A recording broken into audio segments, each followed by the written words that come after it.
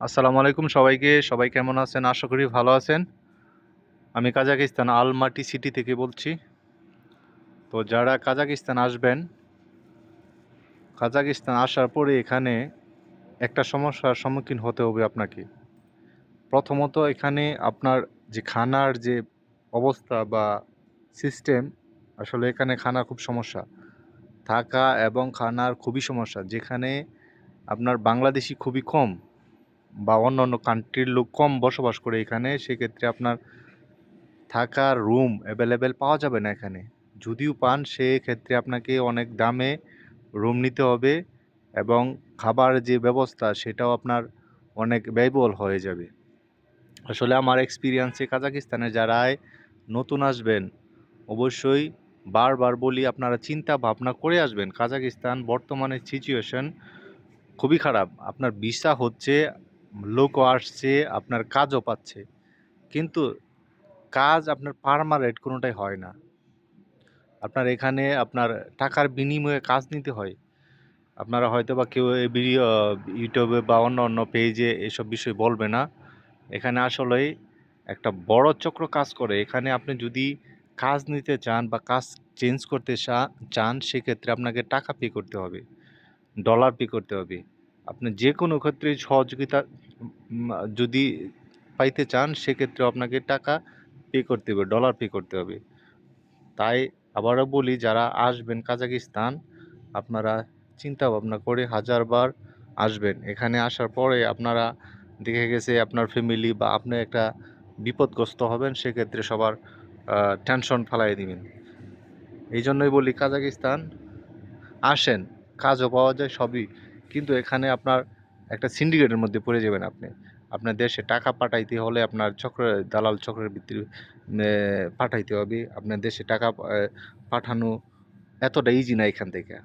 ঠিক আছে, আপনি কামাই করলেন, দিয়ে গেছেন, ও অন্য লোকের মাধ্যমে বা অন্য সিস্টেমে টাকা পাঠাইতে হবে। সেক্ষেত্রে আপনাকে ওই পার্সেন্টেজ বা ওনাদের একটা যে ওনাদের মাধ্যমে টাকা দিলেন, ওনারা টাকা পাঠাইবে বা লেট করে হোক, বা আপনি যখন টাকা দিলেন তখন দেখা গেছে পাঠাইলো না। এটা একটা আপনার সমস্যা, টাকা পাঠানোর দিক দিয়ে একটা ঝামেলা আছে। যারা আছে কাজাকিস্তান হয়তোবা তারা জানে, আর যারা আপনারা নতুন আসবেন হয়তোবা এই সিস্টেমটা জানেন না যে কাজাকিস্তান থেকে টাকা পাঠানো একটু কষ্টকর। কারণ আপনি ইজি ওয়েতে টাকা পাঠাইতে পারবেন না। আর যারা ওয়ার্ক পারমিটে আসবেন বা ওয়ার্ক পারমিট নিয়ে, আসলে কাজাকিস্তান ওয়ার্ক পারমিট বর্তমানে হয় না, আগে হয়তো শুনছি। তবে বর্তমানে হয় খুব রেয়ার, শতে একজন বা এরকম হয়। অনেক টাকা পয়সা লাগে। আর যারাই আসে কাজাকিস্তান এইভাবে কাজ করে, খুব কষ্টের মধ্যে আছে কাজাকিস্তান যারা কাজ করতেছে বা কাজে আছে। আপনারা খোঁজ নিয়ে হয়তো বা দেখতে পারেন। অন্য যারা পুরান কাজাকিস্তান কাজ করে তাদেরকে জিজ্ঞাসা করলে আপনারা তথ্য পেয়ে যাবেন।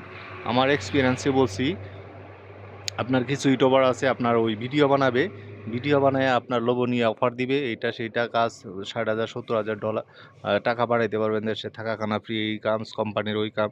কিন্তু ভিতরে কি হচ্ছে সেটা আপনাদেরকে বলবে না কোনো ইউটিউবার বা কোনো পেজের লোক বা কোনো এয়ার লোক আপনাদেরকে বলবে না। ঠিক আছে, আমি এই বিষয়গুলা তুলে ধরি, কারণ যারা নতুন আসবে এখানের সিচুয়েশনগুলো হয়তো বা জানে না ওনারা।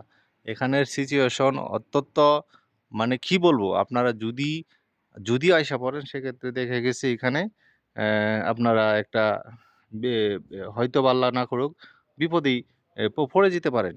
কারণ বিপদে পড়লে তো বুঝেন কি অবস্থা দাঁড়ায়। আমার অনেক ফ্রেন্ড সার্কেল এখানে আছে, তারা প্রতিনিয়ত আমাকে ফোন দিচ্ছে এই বিপদে ওই বিপদে।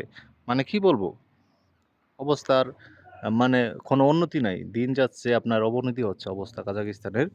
তো এই হলো অবস্থা কাজাকিস্তান। তো আজকে এই পর্যন্ত ভিডিও, অন্য কোনো ভিডিও নিয়ে বা কথা নিয়ে আবারও হাজির হবো আপনাদের মাঝে। তো এই পর্যন্ত ভালো থাকেন। আল্লাহ হাফেজ, আসসালামু আলাইকুম।